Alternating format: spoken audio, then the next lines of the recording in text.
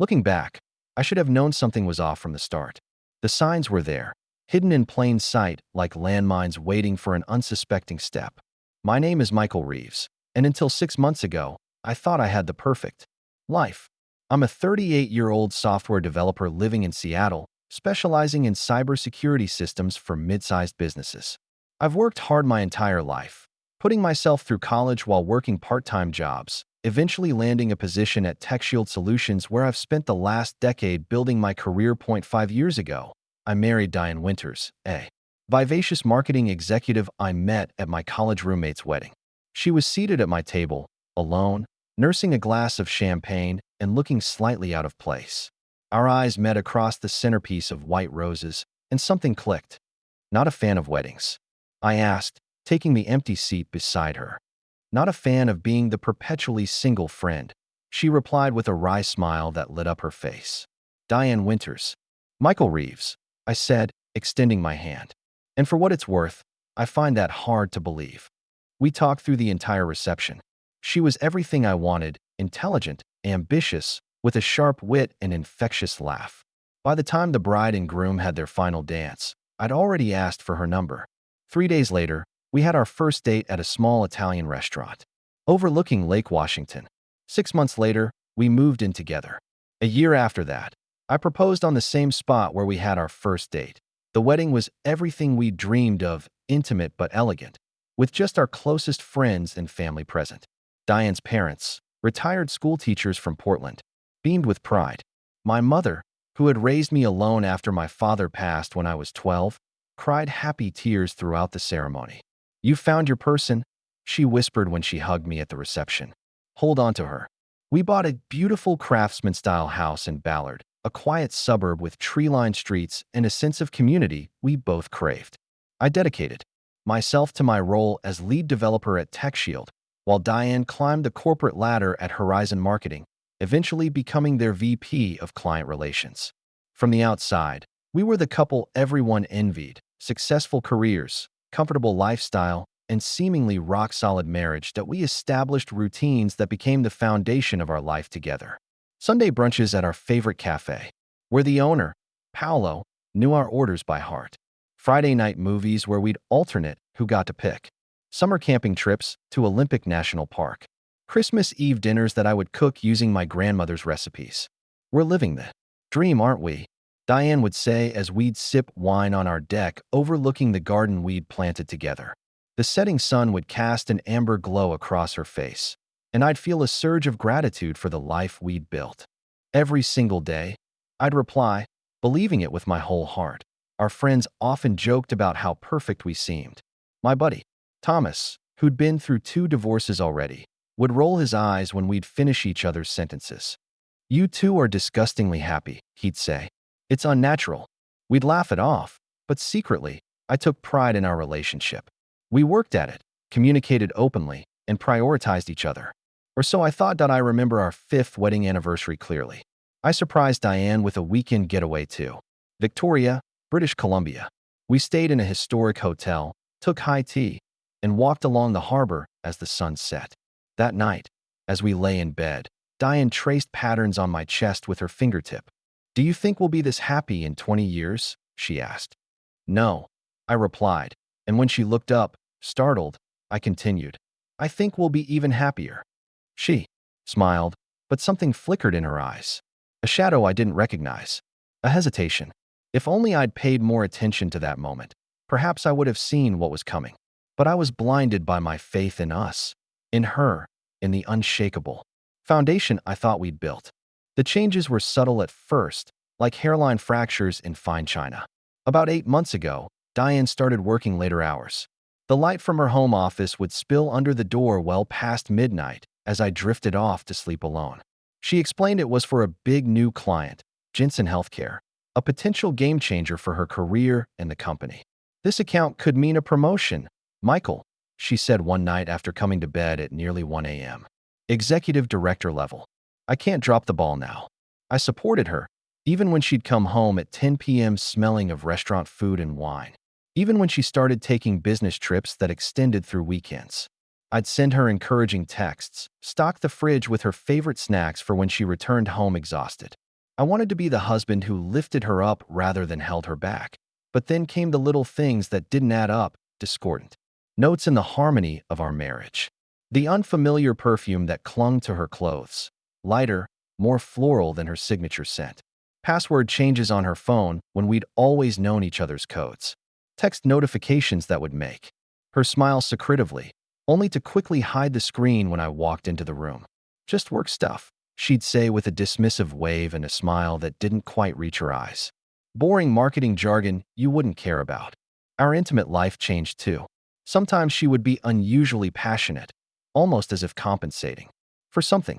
Other times, she'd turn away, claiming exhaustion from her long workdays. The emotional distance between us expanded like a slow leak that gradually deflates a balloon. One Tuesday evening, I brought home takeout from Saudi, her favorite Thai place, green curry with extra basil, spring rolls, and coconut rice. She had texted earlier saying she'd be working late again, but I thought a surprise dinner at her office might be a nice break for her.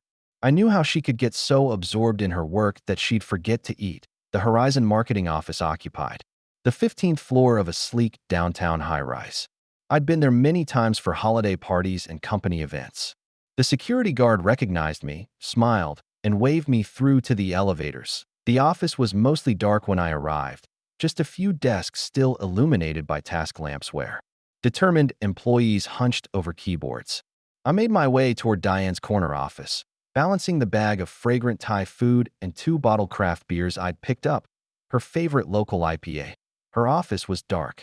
I stood there for a moment, confused, before noticing the receptionist, Abby, still at her desk organizing tomorrow's meeting schedules.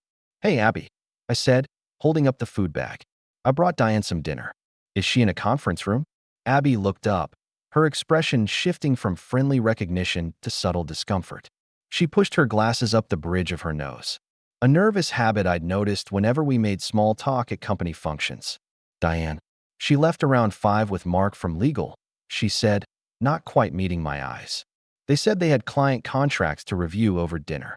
Mark, the new general counsel who'd joined the company 3 months ago. The one Diane had mentioned in passing but never really talked about. I'd seen him once at a company picnic. Tall, early 40s, with salt and pepper hair and the confident bearing of someone accustomed to commanding a room. "They've been working late together all week," Abby added, her voice a touch too bright. "Such dedication. The Jensen Healthcare account has everyone pulling extra hours." Dedication. Right. Did she say where they were going? I asked, trying to keep my voice casual. Abby hesitated. "I believe they mentioned Bastille for the client meeting." Bastille, an intimate French bistro known for its romantic atmosphere and extensive wine list. Not exactly where I'd choose for a contract review. "Thanks, Abby. Guess I'll surprise her another time." I forced a smile and turned to leave, the food in my hands suddenly feeling heavy. "Michael," Abby called after me. When I turned back, her expression was sympathetic. "I'm sure she'll call when they wrap up." But Diane didn't call. When she came home at 11:30 p.m., she seemed surprised to find me still awake in the living room. "You're up late," she commented, slipping off her heels by the door. "Brought you dinner at the office," I said evenly. "Abby said you were at Bastille with Mark." A flicker of something, alarm, guilt, crossed her face before she composed herself. "Yes, we had to go through the Jensen contract revisions with their legal team. It was the only time they could meet." She moved to the kitchen, pouring herself a glass of water. "You should have texted. I would have told you not to bother. I wanted to surprise you," I said, watching her closely. My calls went straight to voicemail. "Battery died," she replied quickly. Too quickly. Those conference room chargers never work properly. I nodded slowly, noticing how she wouldn't quite meet my eyes, how her hand trembled slightly as she set down her water glass. "How was Bastille?" "Fine. Crowded." She yawned dramatically. "I'm exhausted, Michael. Can we talk tomorrow? I need to shower and get some sleep."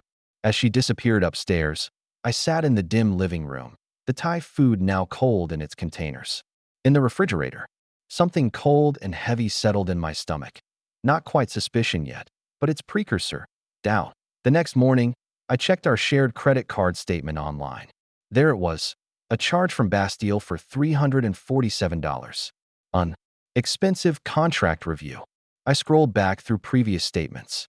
Similar charges appeared with increasing frequency over the past few months. Restaurants, wine bars, once even a hotel bar downtown, all on evenings when Diane had been working late. That weekend, Diane left for what she described as a marketing retreat in Portland. She kissed me goodbye distractedly, her mind already elsewhere. "I'll miss you," I said. "It's just 2 days," she replied, checking her phone. "You'll hardly notice I'm gone." But I did notice. I noticed how she didn't call that night to say goodnight as she usually would during business trips. I noticed the Instagram post from her colleague Jen showing the marketing team at a conference lunch, with no Diane in sight. I noticed how, when I texted to ask how the sessions were going, her replies were vague and delayed on Sunday evening. When she returned home with the faint scent of unfamiliar cologne clinging to her blouse, I knew in my gut that something was very wrong in our perfect life. But suspicion isn't proof, and I wasn't ready to accuse the woman I loved of betraying everything we'd built together. Not without being absolutely certain. I wish I could say I confronted her immediately, demanded answers, and stood up for myself like the protagonist in some movie. But real life isn't that clean or dramatic. Instead, I withdrew into myself, watching and waiting, hoping desperately that there was an explanation that wouldn't destroy us. For 2 agonizing weeks, I paid attention to patterns I'd previously ignored. The late meetings always seemed to involve Mark. The text messages that would make her step out of the room to reply. Weekend work conferences where her social media showed no evidence of actual work events. Credit card charges for restaurants I'd never heard of, stores we didn't shop at, and most damning, hotel bills for rooms I never knew about. I began cataloging these discrepancies in a document on my laptop, telling myself it was just to organize my thoughts, to make sense of my suspicions. But deep down, I knew I was building a case, gathering evidence for a confrontation I wasn't ready to have. The physical changes between us became impossible to ignore. Diane grew more distant, her kisses perfunctory, her interest in intimacy sporadic and performative. When we did make love, it felt mechanical, as though she was fulfilling an obligation rather than connecting with me. Afterward, she would immediately check her phone, scroll through messages with her back to me. One night, she came home from a client dinner particularly late. As she slipped into bed beside me, thinking I was asleep, I caught the scent of unfamiliar soap on her skin. She'd showered somewhere else before coming home. My stomach clenched, but still, I said nothing. Then came the day everything shattered. It was a Saturday morning, typically our time to make breakfast together and plan our weekend. Diane had been unusually cheerful that morning, humming as she made coffee, suggesting we see a movie that evening. "Let me check what's playing," she said, opening her laptop at the kitchen island. Her phone pinged with a text notification, and she glanced at it, her expression shifting momentarily before she excused herself to take a shower. In her haste, she left her laptop open. I stood there, coffee mug in hand, staring at the device. I'd never invaded Diane's privacy before. We'd always operated on trust, on respect for each other's space. But the weight of suspicion had grown too heavy, and in that moment, something in me broke. I set down my mug and moved to the laptop.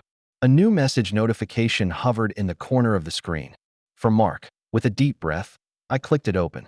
The message appeared in a chain of previous conversations. "Last night was amazing. Can't wait to see you again. Does he suspect anything?" My hands shook as I scrolled up through months of messages.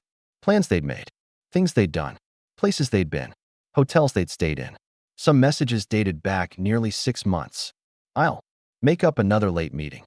Tell him you're at a conference in Portland again. I can't stop thinking about you. What are we going to do about this?" About us. There were photos, intimate ones. My wife and her lover in hotel rooms, at restaurants, on a weekend trip to Vancouver that she'd told me was a marketing conference. They looked happy, carefree, in love. I don't know how long I stood there, reading their correspondence, each word another knife twisting in my chest. The shower stopped running upstairs. I heard Diane moving around in our bedroom, humming again, oblivious that her carefully constructed world of lies was about to collapse. When she came downstairs wrapped in her favorite blue robe, hair damp, and cheeks flushed from the hot shower, she froze at the sight of me standing by her laptop, her phone now in my hand, displaying a particularly explicit exchange between her and Mark. "Michael, I can explain," she started, her voice faltering. Explain what exactly? My voice sounded strange to my own ears, too calm, too controlled for the hurricane raging inside me. Explain how you've been sleeping with Mark for 6 months? Explain the hotel rooms I paid for on our joint credit card? Explain the weekend in Vancouver when you were supposedly at a conference? She reached for the back of a chair to steady herself, her face draining of color. It's not what you think, don't. I cut her off, my voice finally betraying the anger simmering beneath my forced composure. Do not insult me by lying again. It's exactly what I think. I've read everything, Diane. Everything. Tears welled in her eyes, but I felt no sympathy. These weren't tears of remorse, but of being caught, of having her carefully constructed double life exposed. I never meant for this to happen, she whispered. Mark and I, it developed naturally. We were working so closely together on the Jensen account. Spare me the details of how my wife fell in love with another man. I interrupted, the words burning my throat. How long were you planning to keep this going? How long would you have continued coming home to me, sleeping in our bed, while carrying on with him?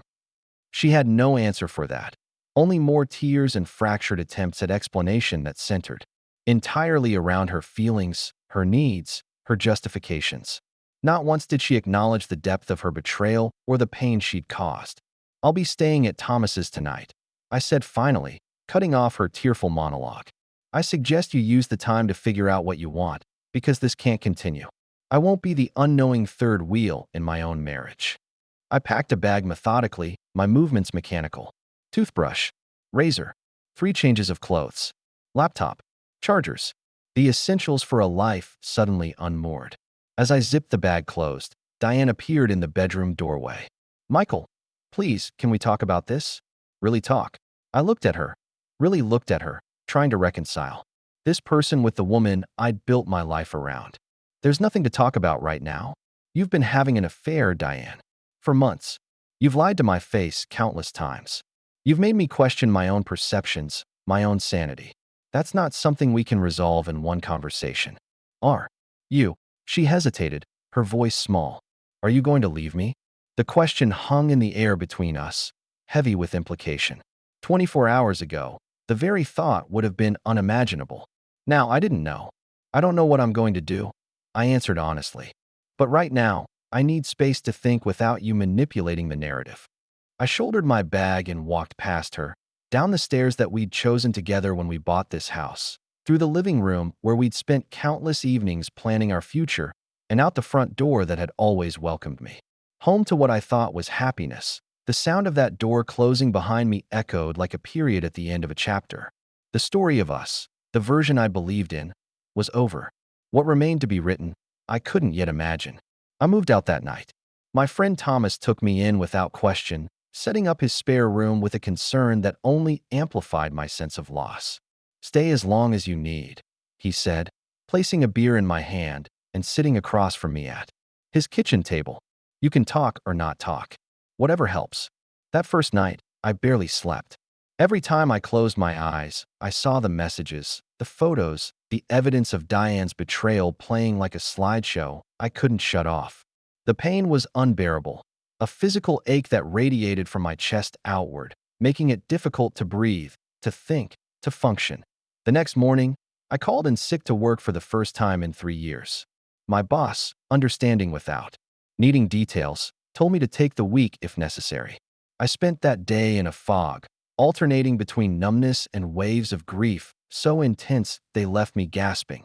Diane called repeatedly, left voicemails that evolved from tearful apologies to irritated demands that I act like an adult and talk to her. I listened to each one, then deleted them all. On the third day, something shifted. The fog began to clear, and from the ashes of my marriage, something else was emerging: determination. A clarity of purpose that cut through the emotional chaos. You see, what Diane didn't know was that Washington state, while generally following no-fault divorce principles, still considers marital misconduct when it comes to asset division in certain circumstances. And what neither Diane nor Mark realized was that their affair wasn't just a personal betrayal. It was potentially a corporate ethics violation that could have significant consequences. Mark was general counsel for Horizon Marketing. Diane was a VP in the same company. Their relationship, particularly one involving travel expenses charged to the company and possible preferential treatment in business decisions, should have been disclosed to HR according to the company's own ethics policy. It wasn't that I spent the next few days researching, learning everything I could about divorce laws in Washington state. I scheduled consultations with 3 different attorneys, ultimately retaining Caroline Mendez, a divorce attorney who specialized in cases involving infidelity and complex asset division. I don't want revenge, I told her during our first meeting in her downtown office. I want justice. Caroline, a sharp-eyed woman in her 50s with a reputation for ruthless efficiency, in the courtroom, studied me over her reading glasses. Those can be the same thing, depending on how you look at it. What's your definition of justice in this situation? I considered the question carefully. I want a fair division of assets that takes into account her betrayal. I want her to face the consequences of her actions, both personally and professionally. And I want to ensure that I'm protected going forward. What about the house? She asked. I want it. I replied without hesitation. I worked from home 3 days a week before the pandemic. My office is set up there. Plus, I was the one who put down 60% of the down payment from my inheritance when my mother passed. Caroline made notes, nodding. And do you have evidence of the affair? Concrete evidence, not just suspicions. I placed a USB drive on her desk. Screenshots of their messages going back 6 months. Photos they sent each other. Hotel receipts. Credit card statements showing charges for restaurants and hotels on days she claimed to be working late or at conferences. It's all there, organized by date. Her eyebrows raised slightly. You've been thorough. I'm a software developer, I said with a shrug.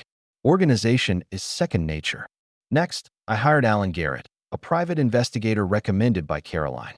He was a former police detective with 20 years of experience and a specialization in infidelity cases. I need documentation, I explained during our meeting at a quiet coffee shop far from my usual haunts. Photos, videos, witnesses, anything that corroborates what I already know. Alan was professional and direct. Surveillance is expensive, he warned.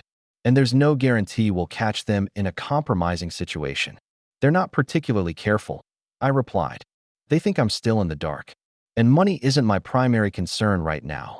For the next 2 weeks, Alan tracked their movements, documenting their meetings at restaurants, their afternoon rendezvous at a boutique hotel downtown, even a weekend trip to a winery in eastern Washington, all while Diane continued to reach out to me with messages vacillating between pleas for reconciliation and accusations that I was being unreasonable by refusing to talk, that I responded only once, through Caroline. Any communication regarding our marriage or potential divorce should go through my attorney. Meanwhile, I methodically gathered financial records, evidence of assets, and documented everything Diane and I owned together. I transferred half of our joint savings into a separate account under my name. Not a penny more, despite Caroline advising that I could legally take more given the circumstances. I won't give her any ammunition, I explained. Everything I do needs to be above reproach.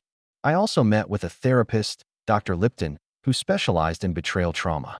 Those sessions became a lifeline as I navigated the emotional wreckage of my marriage. What you're feeling, the shock, the anger, the profound sense of loss. These are all normal responses to extreme betrayal, Dr. Lipton assured me during our first session. I keep replaying everything in my mind, I admitted, looking for signs I missed, wondering if any of it was real. That's called pain shopping, she explained gently. It's common, but it only prolongs your suffering. We need to focus on moving forward, on healing, regardless of what happens with your marriage. Those words became my mantra in the weeks that followed. Moving forward, healing, regardless. I threw myself into work, taking on additional projects. That kept my mind occupied. I started running again, something I'd abandoned when work got busy years ago. The physical exertion helped quiet the constant churning of my thoughts. Throughout this phase, Thomas remained my steadfast support. He never pushed for details, but was always willing to listen when I needed to talk. He joined me for runs, suggested. We try rock climbing at an indoor gym, and never once made me feel like a burden despite my indefinite stay in his spare room. You'd do the same for me, he said simply when I tried to thank him. As the evidence mounted and my legal strategy took shape, I realized that this wasn't about revenge, It was about reclaiming my dignity, about ensuring that the life I'd worked so hard to build wasn't dismantled by someone else's selfishness. And so I waited. Carefully, methodically. This wasn't about rage or impulsive actions that would only hurt me in the long run. It was about justice, carefully planned, legally sound, and ultimately inescapable. I never intended to publicly humiliate Diane, but I wasn't going to help her hide her betrayal either. After 4 weeks of gathering evidence and preparing with my legal team, I finally returned to our social circle. It was inevitable. Seattle might be a city, but certain professional and social communities are surprisingly small. The first test came when my longtime friend Edward invited me to his birthday dinner at Camless, an upscale restaurant overlooking Lake Union. I knew many of our mutual friends would be there, people who had been part of our lives as a couple for years. Diane had been invited too, before our separation became known. "You don't have to come," Edward said when he called to confirm my attendance. "Everyone would understand." "I'll be there," I replied. "I'm not going to hide." When I arrived, the tension was palpable. Conversation dimmed momentarily as I entered the private dining room, then resumed with forced enthusiasm. I greeted everyone warmly, accepted a glass of wine from the server, and prepared for the inevitable questions. They came during dinner, carefully phrased inquiries about my well-being, about why I'd been scarce lately. Finally, Melanie, Edward's wife and one of Diane's close friends, asked the question everyone was dancing around. "Michael, we've all noticed Diane isn't here tonight. Is everything okay between you two?" The table fell silent. All eyes turned to me. I took a careful sip of wine, set down my glass, and met her gaze directly. "Diane and I have separated," I said simply. "She's been having an affair with Mark Fleming, the general counsel at Horizon, for the past 6 months. I discovered the extent of it a month ago, and I've moved out while we determine next steps." The collective intake of breath around the table was audible. Melanie's eyes widened in shock. "Mark Fleming? But he's married with 2 children?" "Yes," I finished for her. "I believe his wife is still unaware, though that's not my place to address." "Michael, I'm so sorry," Edward said, his expression stunned. "We had no idea." I nodded, surprised by my own composure. "Neither did I, until recently. But I'm not here to dwell on that. I'd much rather celebrate your birthday." The conversation moved on, though I could see everyone processing the information, recalibrating their understanding of Diane and me. I didn't elaborate further, didn't share the sordid details or the legal steps I was taking. The simple truth was damning enough. Word spread quickly after that night. Our social circle was largely comprised of professionals who understood the implications, both personal and professional, of Diane and Mark's actions. Several friends reached out privately to express their support. Some shared that they'd had suspicions but hadn't wanted to interfere. Others were completely blindsided. 2 days after the dinner, Diane called me, furious. "Did you have to tell everyone at Edward's birthday?" she demanded, her voice tight with anger. "Melanie won't even return my calls now, and 3 other friends have suddenly become too busy to meet for coffee." I told the truth when asked directly. I replied calmly, "I'm not lying for you, Diane. I'm not helping you maintain a facade.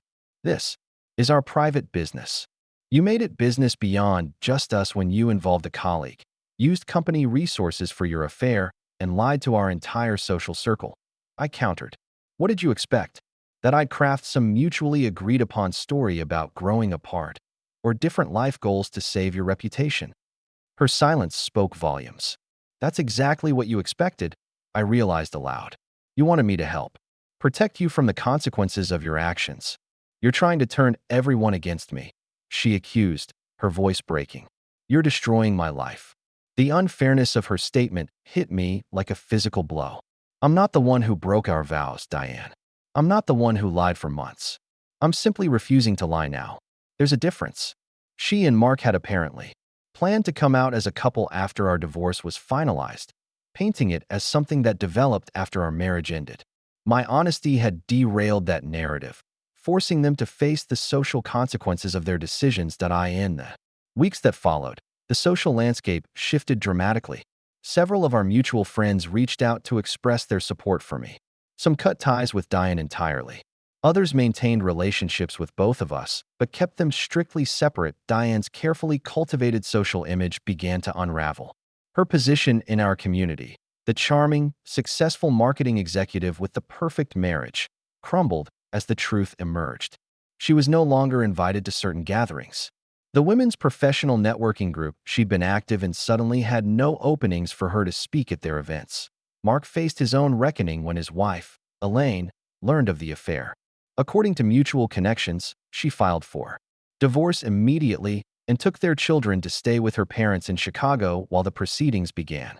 The fallout was messy and public within their neighborhood and private school community that I took no pleasure in their social downfall, but I wouldn't pretend to feel sympathy either. Every consequence they faced was the direct result of choices they had made, secrets they had kept, lies they had told. I was merely the messenger of a truth they had created. A charity gala for a local children's hospital, an event Diane and I had attended together for years. I ran into her unexpectedly. She was alone, standing at the edge of the crowded ballroom, in a black dress I didn't recognize. She looked thinner, her smile strained as she spoke with an older couple I didn't know. When our eyes met across the room, something passed between us, a recognition of all that had been lost, all that had changed. Later that evening, she approached me at the bar where I was waiting for a drink. "You look well," she said, her voice carefully neutral. "Thank you," I replied. "I've been focusing on taking care of myself." She nodded, glancing around at the crowd. "People are different with me now. Colder. Even people I've known for years." I considered my response carefully. Actions have consequences, Diane. Not just for the person being betrayed, but for the one doing the betraying. "I never meant to hurt you," she said quietly. "I know you don't believe that, but it's true. Whether you meant to or not doesn't change the fact that you did," I replied. "And not just once in a moment of weakness, but consistently, deliberately, for months." "Is there any chance?" she began, but I cut her off with a shake of my head. "No," I said firmly. "We can't go back. Too much has been broken." As I walked away, drink in hand, to rejoin my friends at our table, I felt a weight lifting, the burden of false hope, of wondering what if, of imagining reconciliation. That chapter was closed. I was writing a new one now, with different characters and a different ending. 3 months after discovering the affair, the divorce proceedings began in earnest. My attorney, Caroline, had prepared meticulously, using the evidence gathered by Alan the PI and the financial documentation I'd organized. The initial filing outlined my terms. I would keep our house, given my substantial down payment contribution and work-from-home arrangement. I sought a fair division of our other assets that acknowledged Diane's misconduct, and I requested that certain investments I'd made with my inheritance remain solely mine, as they had never been commingled with our joint finances. Diane's response, through her attorney, was predictably adversarial. She countered that the house should be sold and proceeds split equally, that her career had contributed significantly to our financial position, and that my inheritance-based investments had appreciated during our marriage and should therefore be considered joint property. "She's posturing," Caroline assured me after reviewing the response. "They know the evidence we have would be damaging if this goes to trial. No judge wants to see intimate text messages and hotel receipts paraded through their courtroom. They'll settle." She was right. After 2 tense mediation sessions where Caroline methodically presented our evidence, including documentation, of how their relationship violated company ethics policies, Diane's attorney requested a private meeting. "They want to settle," Caroline informed me afterward, unable to hide her satisfaction. "They're not happy about our terms, but they recognize that fighting this would only expose them further." Meanwhile, Diane's professional world was imploding. My attorney had subpoenaed company records related to Diane and Mark's business travel, expense reports, and communications as part of the divorce proceedings. This triggered an internal investigation at Horizon Marketing. Both she and Mark were placed on administrative leave while the company determined if their undisclosed relationship had affected any business decisions or contracts. The investigation was particularly focused on the Jensen Healthcare account, the very project they had used as cover for their affair. That I received a call from Horizon's HR director, requesting an interview as part of their investigation. I agreed, bringing Caroline with me as my legal representative. The meeting took place in a sterile conference room at Horizon's headquarters. The HR director, Emma Phillips, was accompanied by an attorney representing the company. Mr. Reeves, we appreciate your willingness to speak with us, Emma began. I want to emphasize that this is not about your personal marital issues, but about potential violations of company policy. I nodded. I understand the distinction. For the next 2 hours, I answered their questions factually and without embellishment. I provided copies of hotel receipts showing rooms charged to the company on dates when no business events occurred. I shared timeline discrepancies between official travel records and the actual whereabouts of Diane and Mark as documented by Alan's investigation. To be clear, the company attorney clarified at one point, "You're stating that Ms. Winters and Mr. Fleming were in Vancouver on these dates." He pointed to entries on a calendar, while officially reporting they were attending the Pacific Northwest Marketing Conference. Yes, I confirmed. I have restaurant receipts, hotel charges, and photographs placing them at the Fairmont Pacific Rim during that period. There was no marketing conference that weekend. Emma Phillips made careful notes, her expression professional but troubled. And to your knowledge, did Ms. Winters ever mention making decisions on the Jensen healthcare account that specifically benefited Mr. Fleming or his department? I considered the question. She mentioned on several occasions that Mark had signed off on marketing initiatives that would normally require more extensive legal review. She presented it as him being efficient and supportive of her vision for the client. By the time the interview concluded, I felt emotionally drained but strangely unburdened. The company's investigation would proceed independently of my divorce. Another consequence that Diane and Mark would have to face separate from our marital dissolution. A week later, the divorce settlement negotiations concluded. In the final agreement, I was awarded our house and a larger portion of our joint investments than Diane had initially offered. She would keep her 401k and the vacation property in Oregon that had been partially gifted to us by her parents. The settlement wasn't vindictive, but it was fair, acknowledging both the financial contributions I had made and the circumstances of our separation. As we signed the papers in Caroline's office, Diane looked diminished somehow. The confident, vibrant woman I had married seemed hollowed out, her movements mechanical as she initialed page after page. "I hope this brings you some peace," she said quietly as we prepared to leave. "Peace will come with time," I replied. "This is just closure." The company investigation concluded 3 weeks later.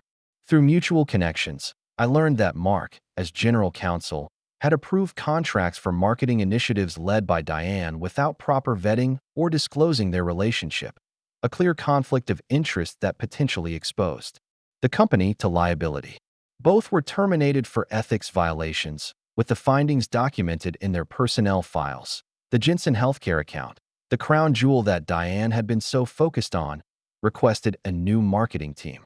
After learning of the situation, the revenue loss was substantial enough to be mentioned in Horizon's quarterly earnings call. The legal phase of our separation was complete, but the emotional aftermath continued to unfold. The divorce decree arrived in the mail on a Tuesday morning, official documentation that my marriage of 5 years was legally dissolved. I sat at my kitchen table, staring at the embossed seal of the state of Washington, feeling a complex mixture of grief, relief, and resolution. That evening, I called Dr. Lipton, my therapist, and scheduled an additional session. "The divorce is final," I explained. "I thought I'd feel different." "Emotional healing doesn't follow legal timelines," she reminded me gently.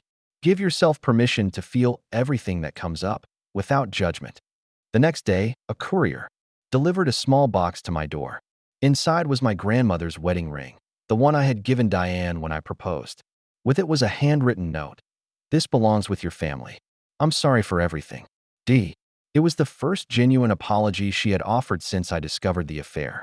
Not an excuse, not a justification, just an acknowledgement of the pain she had caused.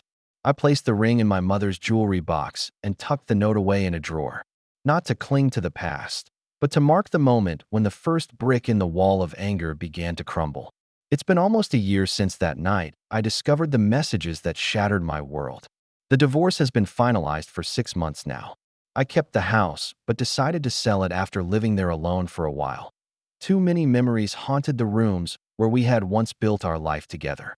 I couldn't walk through the kitchen without remembering Sunday brunches, couldn't sit on the deck without hearing echoes of conversations about our future. The housing market in Seattle remained strong, and the sale netted me enough to purchase a smaller, modern condo closer to downtown with stunning views of Elliott Bay. It's a place with no history, no ghosts, just clean lines, open spaces, and possibilities. The company I work for, TechShield Solutions, promoted me to lead a new development team focused on creating software for corporate compliance and ethics management.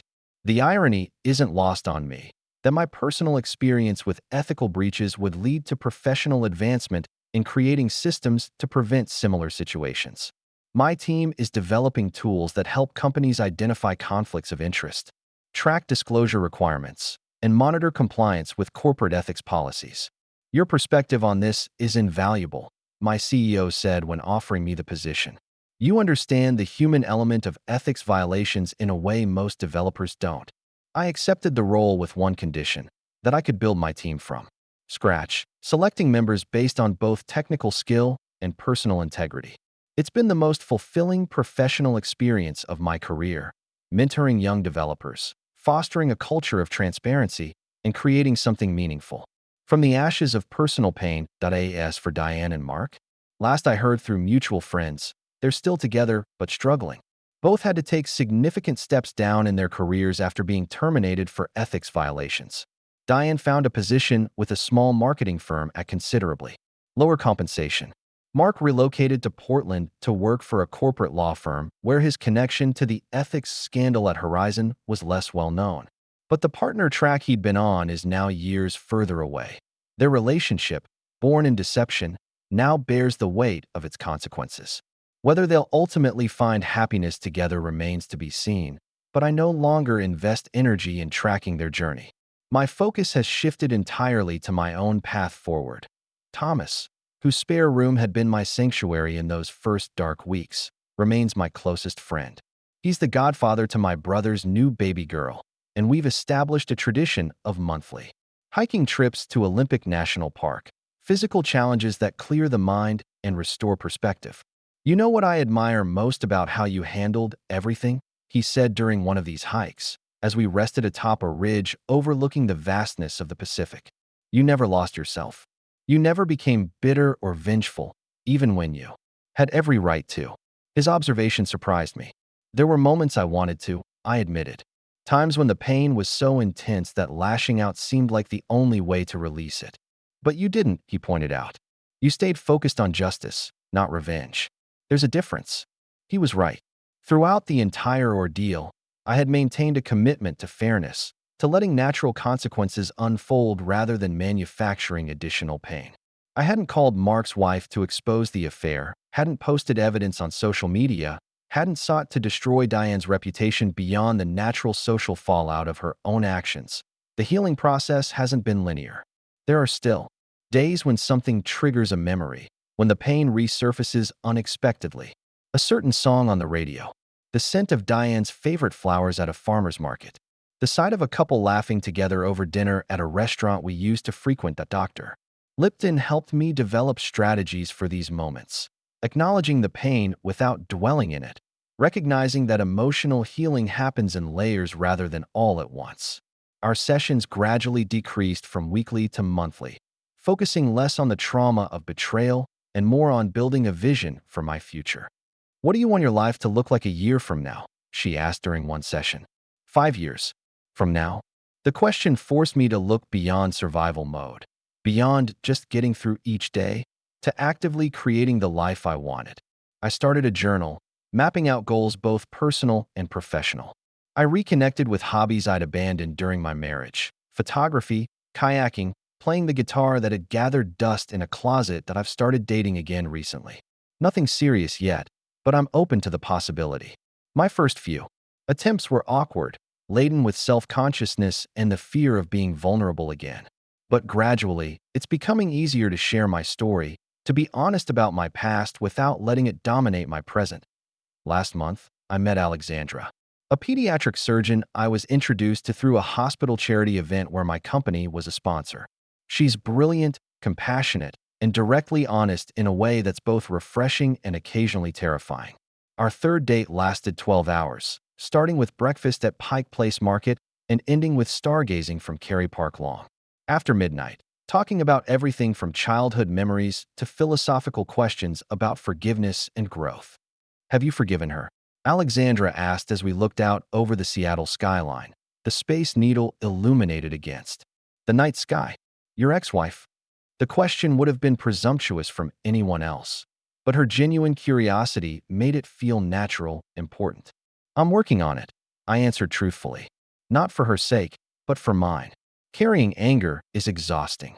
Alexandra nodded, understanding without needing to fill the silence with platitudes or advice. The hardest person to forgive is often yourself, she observed quietly, for not seeing what was happening, for the ways you might blame yourself for someone else's choices.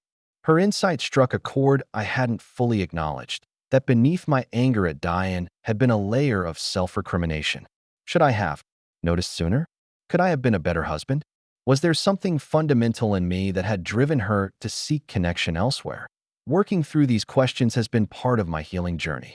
I've come to understand that while no marriage is perfect and no partner blameless in the general struggles of a relationship, the decision to betray rather than communicate, to lie rather than address problems directly, belongs solely to the person who makes that choice. People sometimes ask if I regret how things played out, if I wish I'd confronted Diane immediately, rather than gathering evidence, if I wish I'd tried harder to save the marriage, if I wish I'd been less forthright about the reasons for our divorce that I don't. I didn't seek revenge for revenge's sake. I sought justice and truth. The consequences they faced came from their own actions, not from any malice on my part. My response was measured, legal, and ultimately focused on my own healing rather than their suffering. If there's one thing I've learned through all this, it's that betrayal doesn't have to define you. How you respond to it does. I chose to respond with dignity and a determination to ensure that the truth was known. I chose to rebuild rather than remain in ruins. I chose to believe that one person's dishonesty didn't negate the possibility of finding honesty with someone else. And today, as I stand on the balcony of my new home watching the sunset paint Seattle's skyline in shades of gold and crimson, I can honestly say I'm happier than I've been in years. Not despite what happened, but because of how it transformed me, forcing growth, demanding courage, and ultimately leading me to a more authentic version of myself. Sometimes losing what you thought you wanted opens the door to finding what you truly need. The path may be painful, the journey longer than anticipated, but the destination, a life rebuilt on honesty, self-respect, and hope, is worth every difficult step along the way. The ceremony is small. Just 25 of our closest friends gathered in Alexandra's parents' backyard overlooking Puget Sound. White folding chairs arranged in neat rows on the emerald lawn. Wildflowers in mason jars lining the aisle. No elaborate decorations, no excessive formality. Just genuine celebration surrounded by people who have witnessed our journey. Thomas stands beside me as best man, looking uncharacteristically elegant in a tailored suit. My brother and his wife sit in the front row, their daughter, now a precocious 3-year-old, serving as flower girl with more enthusiasm than precision. When Alexandra appears at the end of the aisle, radiant in a simple ivory dress, a sense of profound rightness settles over me. This isn't the same nervous excitement I felt at my first wedding. It's deeper, calmer, more certain, the quiet recognition of finding home in another person's eyes. Our vows are honest about the complexities of love after loss, about the courage it takes to trust again. I choose you with open eyes, I tell her, voice steady despite the emotion welling in my chest. With full awareness of how precious and fragile trust can be, and with absolute commitment to protecting what we build together. Alexandra's vows acknowledge the journey too, how my past shaped but doesn't define me, how the strength I found through adversity is part of what drew her to me. You taught me that resilience and kindness can coexist, she says, that experiencing pain doesn't have to harden your heart. At the reception, surrounded by laughter and music, I step away briefly to watch the celebration from a distance. Dr. Lipton, who became a friend after our therapeutic relationship concluded, joins me with 2 champagne flutes in hand. You made it, she says simply, passing me a glass. We made it. I correct her, thinking of all the people who supported me through the darkest period of my life. Thomas with his spare room and unfailing friendship, Caroline with her legal expertise, and strategic mind, Dr. Lipton herself with her compassionate guidance. How does it feel, she asks, being here, starting this new chapter? I consider the question, watching Alexandra throw her head back in laughter at something Thomas is saying. It feels like completion, I answer finally. Not of a journey, but of a circle. From wholeness through brokenness back to wholeness again. Different, stronger at the mended places. Dr. Lipton raises her glass. To wholeness, she offers. And to truth, I add, thinking of how facing reality, painful as it was, ultimately set me free. Later that evening, as Alexandra and I share our first dance as husband and wife, I catch sight of a familiar face at the edge of the gathering. Diane stands near the garden gate, not intruding but clearly visible. Our eyes meet briefly across the lawn. She offers a small, hesitant smile and a slight nod before turning to leave that I don't mention the sighting to Alexandra. There's no need to bring the past into this perfect present moment. But I understand the gesture for what it was, acknowledgement. Perhaps even a measure of genuine happiness for me. In that fleeting exchange, I realize the final piece of my healing has quietly fallen into place. The anger that once consumed me has dissolved, replaced by something approaching indifference tinged with distant compassion for another flawed human being on her own journey. The song ends. Alexandra looks up at me, her eyes reflecting the string. Lights hanging above us.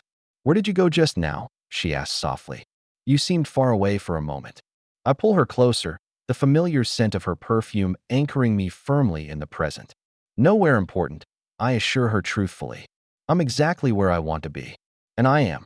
The past with its betrayals and pain has served its purpose, teaching, strengthening, clarifying what matters most. My story isn't defined by being betrayed, but by how I chose to rise above it, how I refused to let another person's choices determine my character or my future. As we rejoin our guests, surrounded by genuine love and connection, I'm struck by the completeness of this moment, not despite my journey through betrayal, but because of it. Every painful step led here, to this garden, this woman, this life rebuilt on a foundation of hard-won wisdom and authentic joy. Sometimes the greatest revenge against those who hurt us isn't an elaborate scheme for their downfall. It's the simple, powerful act of creating happiness they can no longer touch, building a life so full and meaningful that past injuries fade into insignificance against the brightness of the present. In the end, that's the story I would tell anyone facing similar betrayal. Your healing is your victory. Your joy is your justice. Your path forward is entirely yours to create. And in that creation lies the ultimate triumph. Not over another person, but over the pain they caused, transforming it from a wound that defines you into merely one chapter in a much longer, richer story that continues to unfold in ways you never could have imagined from the depths of your darkest day. If you found this story compelling, please subscribe to our channel for more real-life accounts of betrayal and its consequences. Remember, these stories are shared not to promote vengeance, but to illustrate the human capacity for resilience in the face of profound betrayal. Sometimes, the best revenge isn't about getting even, it's about getting better.